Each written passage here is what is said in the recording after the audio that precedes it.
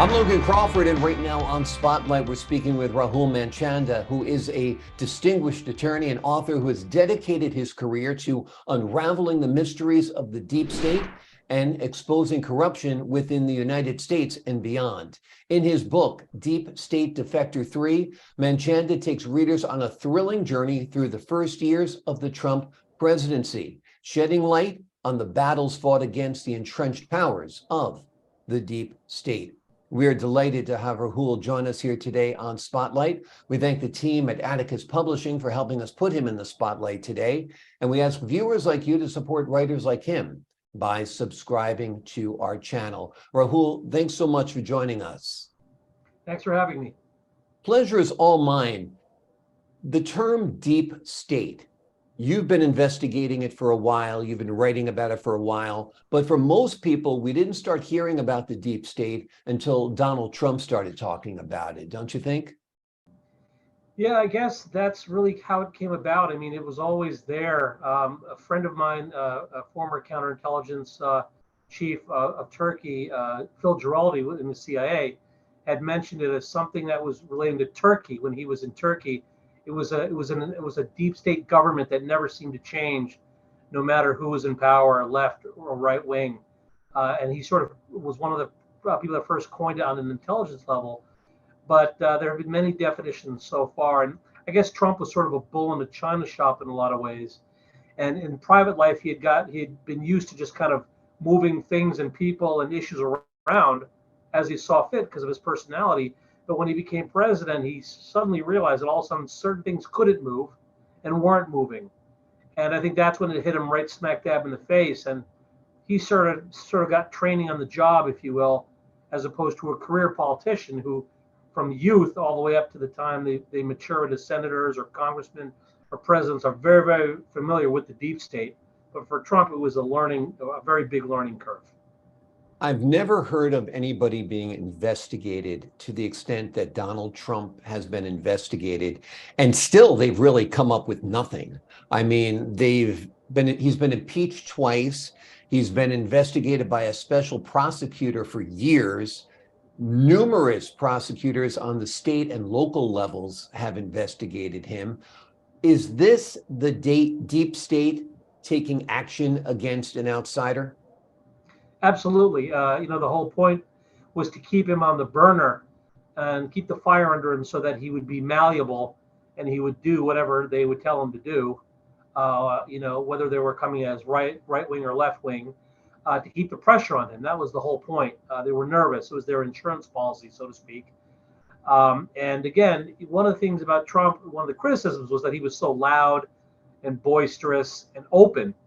But see, that's the mark of someone who's kind of honest to a fault, A to B. The ones you got to watch are the quiet ones that sit in the corner that don't really talk and sort of measure every word and every phrase in a conversation. The ones that actually go out and tweet in the middle of the night are the most honest, even though they come across as the most brash or the most uncouth or tactless. The reality is Trump was probably one of the most honest presidents that we've ever had because he was just very A to B. He just didn't care who he offended, which I think that was very attractive to the American people, good or bad. It was very attractive to actually have somebody in the bully pulpit that was just going to talk straight, whether it was good for the country or bad for the country, good for foreign relations or bad foreign relations. It was just, he would just say what was on his mind with the data in front of him. And I think that was one of the issues. So It's amazing, though, that the entrenched players, deep state players, entrenched politicians, bureaucrats, big tech, big media have been able to really sway public opinion, at least 50% of Americans, to almost despise Donald Trump because of his honesty. well, that goes into play. Something that came up during the Trump administration that I realized, and a lot of other people realized, thought leaders, for example, that we were kind of heading towards a boiling frog approach of communism, slow motion communism in the United States, meaning divide and conquer. The ruling parties, the oligarchs, the plutocrats, if you will, have realized that civil rights and civil liberties and the Constitution are kind of a pain in the for them and their profits. They don't want to deal with the little guy bringing lawsuits, or filing complaints. They like arbitration clauses to justify things, or arbitration agreements where like one guy in a room will decide things and not a jury. Because it's bad for money, it's bad for profit, it's bad for business. So they try to streamline it, adjudication. So communism really takes advantage of that. It's called the salami tactic, wherein they divide people into different identity groups. You've got, the ultra feminists, you've got the ultra homosexuals, you've got the ultra militant black groups, you got the ultra Zionist groups, whatever the case may be. Everyone has got an identity. Now, even with sex, there's so many different sexes. So the more you cut them up into little tiny pieces, it's a very Machiavellian thing. The easier it is to control by pitting one another against each other. In America, it's very, very bad for unity for the United States, but it's very good for the oligarchy, because if you get them fighting with each other, they're not looking at you, right? Look at one hand, you don't see what the other hand is doing. Exactly. And that's really what communism is, essentially. Yeah. In the sense of divide and rule, and the oligarchy at the top are the rich, the wealthy, the powerful. They've got the best scotch, the best cigars, the best cars, right? And it's the masses that are, they get one book, like in China, for example, one little red book, and that you memorize that, and here it's the Bible or something else. So, it's the Luciferians, if you will, the enlightened ones ruling over the masses in the darkness, and that's sort of the problem that really came to front in the Trump administration. What do you think's behind this whole push? And I ask you this as an attorney also, to decriminalize crime. I'm sorry? It seems like we're decriminalizing crime in this country, that people aren't being prosecuted for crimes that they normally would be prosecuted for, such as shoplifting, such as turnstile jumping, such as defecating on sidewalks, and then in some cases, even violent crimes. You're exactly correct. But, that's a blowback by the oligarchy and the plutocracy. There was a lot of complaints that the U.S. was turning into a police state. Guys like John Whitehead were writing about the police state, the wolves at the gate, that, we're turning into this, DHS police state. But then the oligarchy said, well, 70 million Americans have a criminal record. Let's go the opposite direction so that we get informed consent from the people. So then the oligarchy started pumping billions and billions of dollars into these DAs, district attorneys, and state attorneys who just didn't want to prosecute crime. And so they let people go. Like, for example, in LA, Gascon, New York with Mr. Bragg, or in Chicago. So, when the crime rate gets to such a level that the people are screaming and crying about what the heck is going on, that's when the time is right, and the oligarchy will then institute, the 1994 crime bill all over again, right? But this time 2.0, bigger and badder and better than before. This time a techno police state with AI, which is even scarier than the 1994 crime bill that, the authors, Bill Clinton and Joe Biden, ironically enough, when he was a senator, wrote and passed in 1994, and really resulted in mass incarceration. Bill Clinton later apologized for that, for literally incarcerating 1/3 of all blacks, 1/6 of all Latinos, and 1/10 of all whites, in giving 70 million Americans a criminal record, which is bigger than the population of France.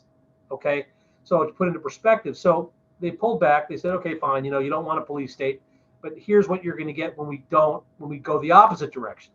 So they could have had a middle ground, which is which is healthy.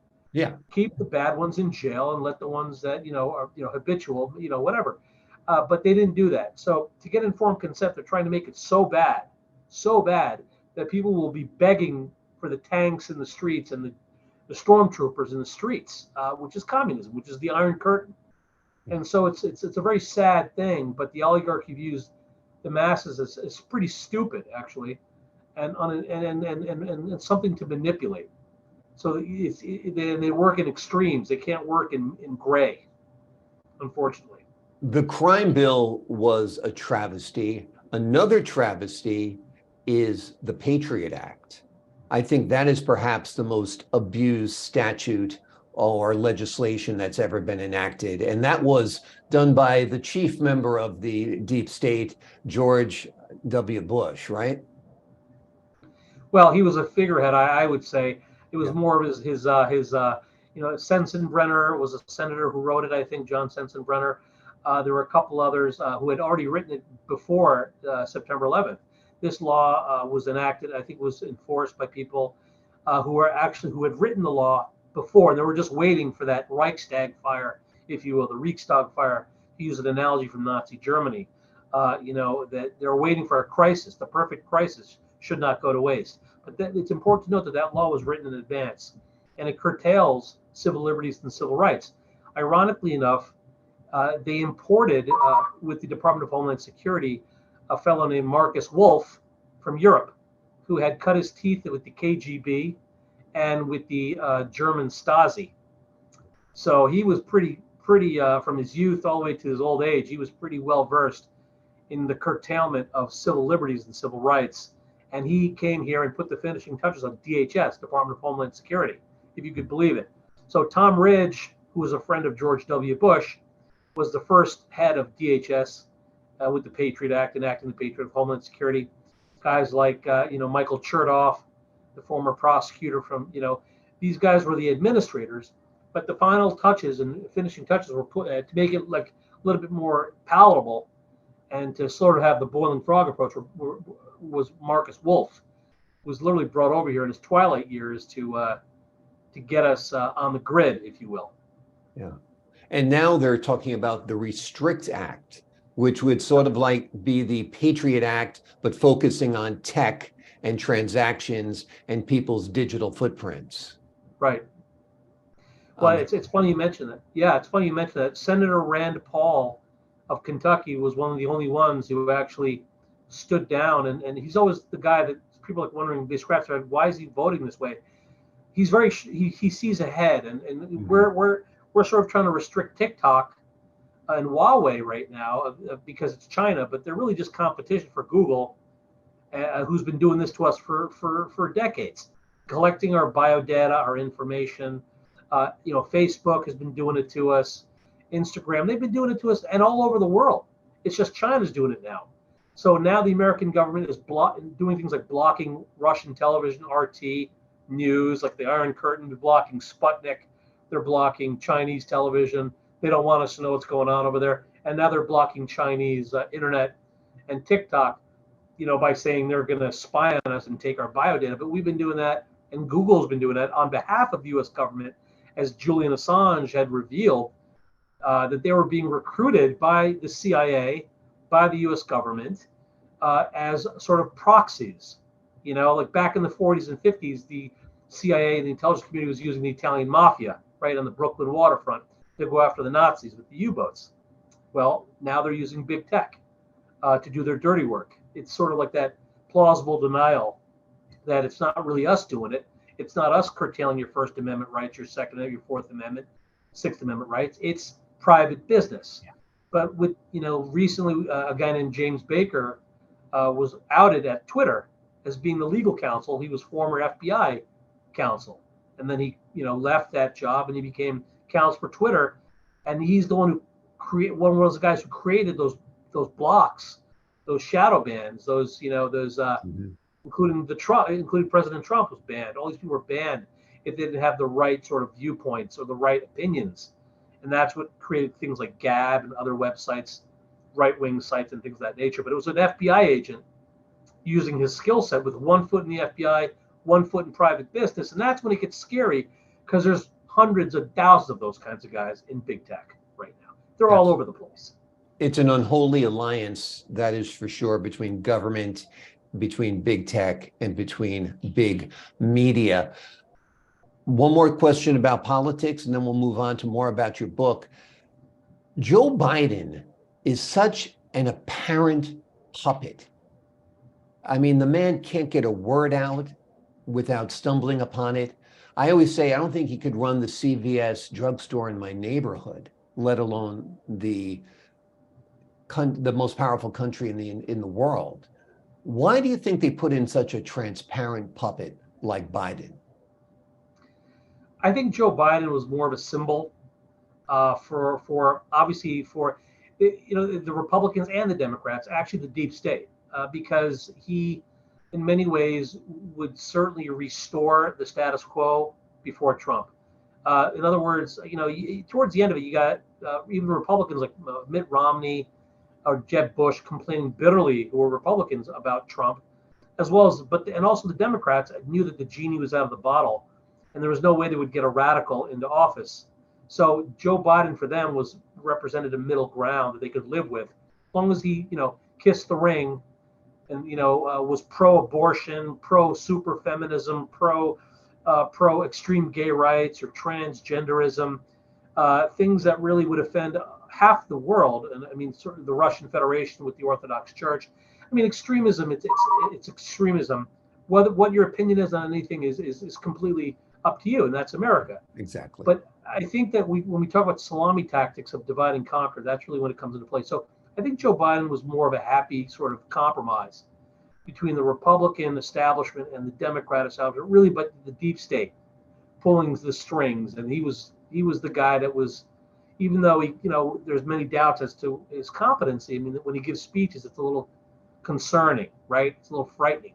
Right. I don't want to be defamatory or negative, but it is frightening. I've watched a couple of speeches. I'm not sure what's going on there, but again, I think he was palatable to both sides, right? Right. And he's got dirty hands, so he's easily manipulated as well. Well, that brings into play his son Hunter and what's going on with China, and the laptop there, all these other issues going on, which, by the way, nobody's really investigating.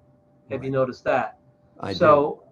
It's sort of like Hillary with the emails. Nobody's investigating it, right? Because they made a deal with the deep state, the devil, right? If you don't mess with us, we don't mess with you. And Trump messed around too much, and I don't know if he did it on purpose, but he was sort of a bull in a china shop, just being honest, bumping into things. Right. And when he bumped into things, he disturbed a lot of these, decades-long deep state fixtures and mechanisms and infrastructures that they just couldn't abide by. They couldn't live with it. So they kept him on the fire for much of his presidency, and even after, because he's saying that he wants to run again, so they want to make sure he doesn't. And this is the way they do it. Let's talk about Deep State Defector 3. Tell the folks at home what it's all about. Well, Deep State Defector 3 is the third book in a series of 5 Deep State Defectors that I published, 1, 2, 3, 4, and 5. And sort of that was the middle book. And I guess you had mentioned earlier in this program what that was about during the Trump administration. That was when it came out. 4 and 5 came out towards the end of his administration and during the Biden administration. The theme is it's pretty much the common thread of it. Really, what I focus on is an attorney, federal, state, and local, how the rule of law in this country really and the judiciary in this country really, sadly, is illusory at this point. It's really about the money, and the bucks, the oligarchy, the plutocracy. I think that it's, as a lawyer for 21 plus years in the business, every single year I get more and more cynical about it, and I think a lot of Americans do. When you're not in the legal profession, it's easy to sort of respect it and sort of look at it. But the common thread in all these 5 books is how the oligarchy and the plutocracy around the world, and now merging with communism, and that's sort of the end themes that I've said that at one point, people thought communism and capitalism were two polar opposites, but now it's happening. The super wealthy are realizing, the global super wealthy are realizing that it's a lot easier to control the masses if they are the heads of the government. Yeah. They control the government. You got a guy like Jack Ma, who of Alibaba of China, is a communist, but he's a multi-billionaire just like Elon Musk or Jeff Bezos of Amazon. But they're really the same kind of guy, and they're realizing they have more in common than they do that they don't have in common. And they realize that the masses are there to be culled and controlled and manipulated, rather than anything else. And so I think we're seeing a merger of Chinese communism, communist China, which is really the last one, and the United States and Europe, wherein the wealthy oligarchs are teaming up with the communists to kind of control the masses and run it top to bottom. With and Mao Zedong said true power comes out of a gun. That's really the communist method of China. The U.S. has some catching up to do, But while they're streamlining all these district attorneys, all these judges, federal, state, and local, making the American people get used to the fact that we can even indict a former president. It's sort of psychological conditioning that meet your masters. We could do this. We could do this to him. What can we do to you? Yep. Like Lavrenti Beria said, of the secret police of the KGB, show me the man, I'll show you the crime.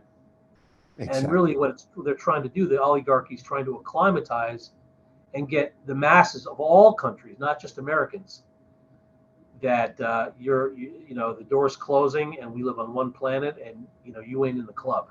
Yeah. So. And the sword that is wielded by government right now to control people is, if you dissent, you're an insurrectionist. And if you have an opposing opinion, you're guilty of a hate crime or hate speech. It is a mess. We appreciate you shedding light on all of this, Rahul. The name of the series of books are Deep State Defector. There is Deep State Defector 1, 2, 3, 4, and 5.